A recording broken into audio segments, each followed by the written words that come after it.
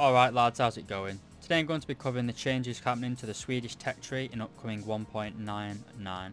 This is of course a dev server, so things may change, or the things might change or might be slightly different. But I'm not going to waste your time. Everything you see here, the thing that's changed or new. Starting with the J35D, they've got access to the RB24Js. These are essentially AM9J missiles that you can find in the American tech tree. Essentially giving the J39D the missiles off the F4E Phantom. This will be a lot more competitive in my opinion. You've got in-game missiles on one of the most manoeuvrable jets in the game. It's still got its dog awful repair cost of like stupidly 30 grand or something stupid like that, but I'm not going to show you any footage of that because it's just AM9J, you've all seen it before. The real meat and potatoes of this update for the Swedish tech tree is the STRF 9056. This is a rank 6 battle rating 9.7 light tank for the Swedish tech tree obviously.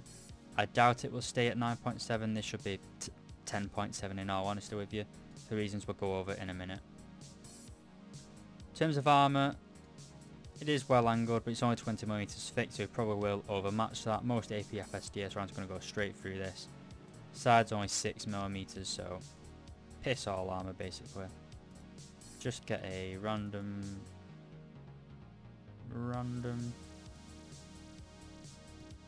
So as you can see, 87, 91mm of penetration, goes straight through. Basically, meme armour. But where it comes to the meat and potatoes, as usual you get the high explosive variable time shell for taking down helicopters and planes. You get whatever that's called, I'm not even going to pronounce it. 143mm of penetration. Decent angle pen, but you know what this is.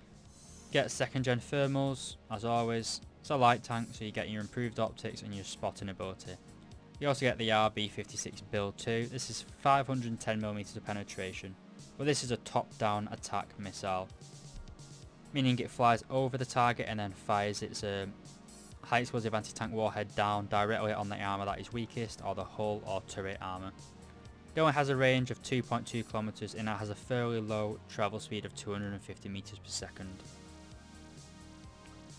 But other than that, I can't really tell you much more about it, so we're going to go into some gameplay and I'll show you. Okay, so here we are in a test drive. You can see that the mobility is pretty good, like all the other variants of this tank in the Swedish tech tree. When we fire our smoke grenades, it fires all three at once. Not sure why it says stop the ground for vehicle firing. But when you stop the vehicle, we do have thermal sights. I believe this should have second gen, but it's only got first gen at the minute, I believe. As you can see here, it did take a few seconds for the gun to, or the missiles to come out of the shell. Same as on quite a lot of the other guided missile carriers. But say we're going to fire here.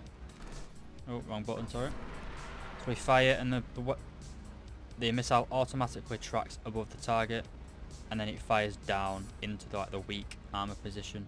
It's a little bit overpowered, to be honest. I'm not entirely sure how this is going to be balanced. But same thing's going to happen again. We're just going to aim at the centre of mass of a target. The missile will do the rest for us, just go straight over it. Like, I don't know how this is balanced, to be honest. I don't really think it is balanced, but like fully stabilised 40mm projectile launcher. Pretty good. So I'm going to stop here again. I want you to watch here. It's going to take a few seconds for it to unfurl. Just pops out like two little holes there, and we're good to go again. So we're going to aim just centre of mass of anything. The missile does the rest for it. Okay, maybe you can't do it so close.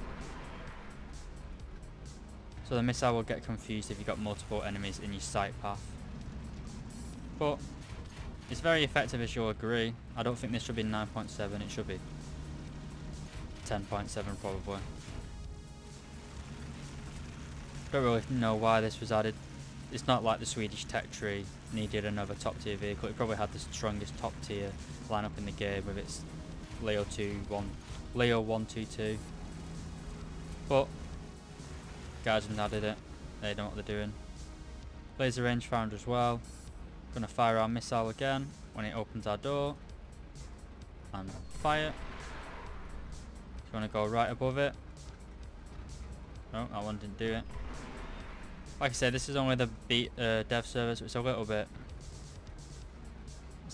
buggy, but you can see he didn't stand a chance. There'd be very little he could do to actually stop that from killing him. So I think this is pretty overpowered. I don't see how it's balanced really. The missile's quite slow and got quite a slow travel time, so you would have a lot of time to shoot me, but I think it's a bit unfair, to be honest. Right, but I'm not going to ramble. That's all it is. It's just a quick little video, short and sweet. Don't want to waste anyone's time. Thank you very much for watching. I hope you found this useful, and I'll see you later.